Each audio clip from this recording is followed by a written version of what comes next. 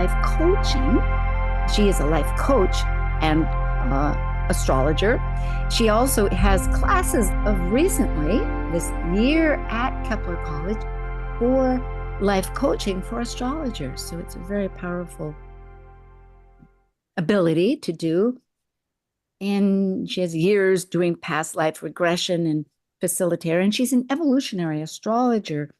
Plus, she facilitates a virtual healing retreat, which is now going to, I think, its third year, twice a year. And the next one will be in June 18th, I think, 18th and 19th. So get prepared for that. And she is on my Astro Jam, one of our loyal people, which we have here. And we have 2 teams going, and it's lots of fun. So it's with great pleasure to introduce Marie O'Neill. Why did you choose to incarnate this time? Have you ever thought about that? I sure have, especially being an 8th house person.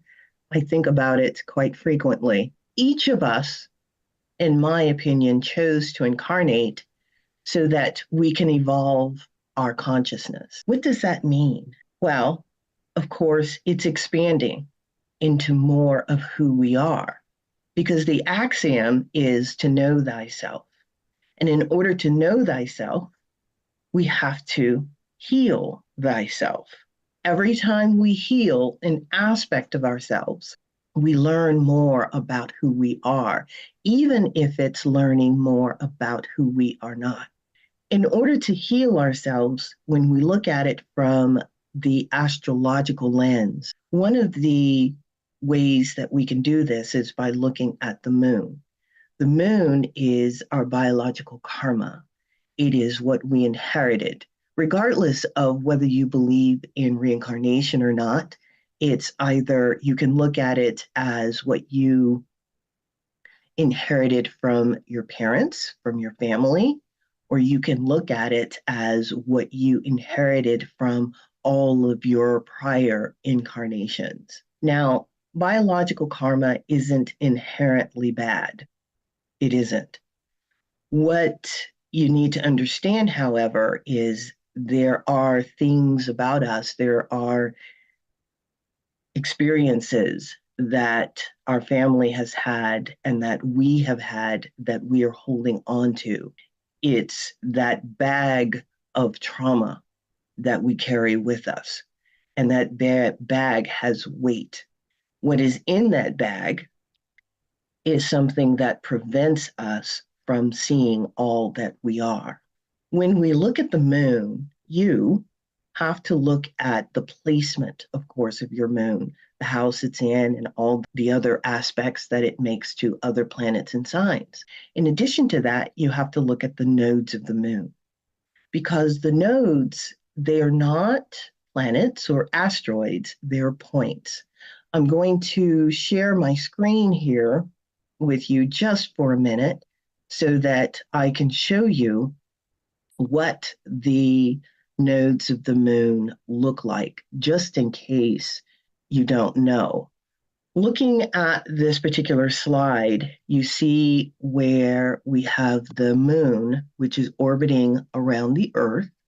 And of course, that's creating a plane out into the sky. Now, the Earth is, of course, orbiting around the sun, where the ecliptic, meaning the sun's motion around the ecliptic and the Earth's plane meet, this is where we have the nodes.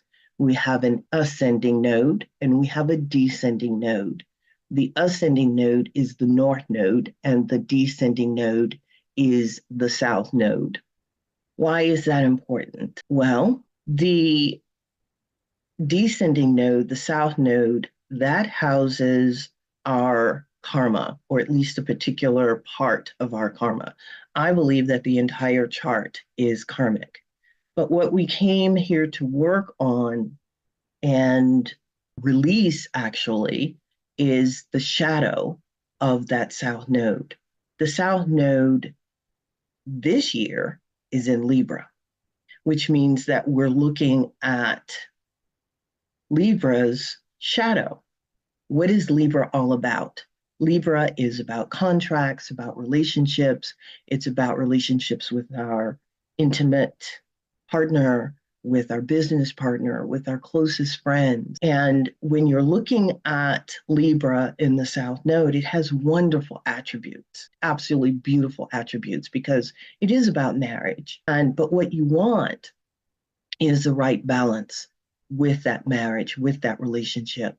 In addition, Libra is also about your marriage to yourself. When I say yourself, I mean your higher mind marrying your lower mind, your soul and your personality. What wants to occur is that the soul wants to infuse itself into the personality and have the personality do the bidding of the soul. That's the whole point. That is the marriage, which leads us to Venus. Venus is the ruler of Libra. And wherever Venus is, you have to look at her and what sign she's in and what house she's in. That is going to give you wonderful information concerning what you're going to manifest this year. Venus is going to be going through all of houses and signs this year because she moves really fast. When you're looking at healing your trauma, especially this year, you not only have to look at Libra, you're going to have to look at your natal South Node. What is your natal South Node in? Because that's going to be the root prediction. That means that's going to be the root karma that you're working with, that you're trying to heal. Because not only do you want to heal that karma, you want to bring forth or bring out the attributes of that particular sign. And that's the same thing with Libra. You want to bring out the wonderful attributes of Libra. So when you're looking at your South Node, if you want to know who you were in a prior life, you look at, of course, the South Node, its ruler, the house that it is in, the house that the ruler is in, that will tell you who you were in a prior life.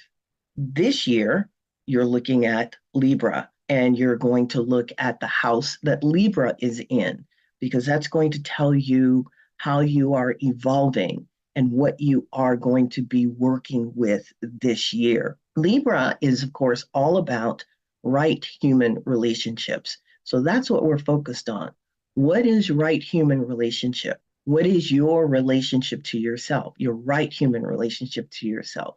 What is your right human relationship to your partner, to your business, to your friends? Because Libra is about relationships and Libra wants to balance, Libra has a tendency to pay a really high price for peace because Libra is about peace. How high of a price do you want to pay? With Libra and with all of the signs, we have to look to the opposite sign, which is the polarity sign, to tell us how we are to work with the shadow. In this case, we're dealing with Aries. Aries is, of course, ruled by Mars. Aries is a warrior. But what is Aries talking about? And what is Mars? It's all about courage. You have to develop courage. You have to develop courage to work on yourself. You have to develop courage to speak your truth. You have to develop courage to find balance in your life. So this is what Aries is asking all of us to do. With Libra, you want to make sure that you don't compromise yourself too much.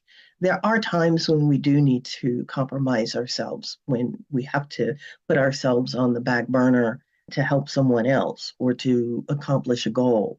But you don't want to do that to your detriment long term. So this year, pay attention to the movement of Venus and also Mars. Now, Justin gave a really good presentation on where Mars is going to transit this year and the sign that Mars is going to be in and the meaning of that. So when you feel the fear of not wanting to speak up or speak your truth, think about Mars and Aries and gather the courage to at least start small with speaking your truth, with not compromising yourself, with saying what's on your mind, with finding right balance in your life.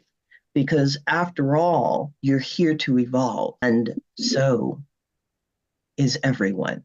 Thank you. Thank you. Most mutable energy. Thank you. Thank you, Marie.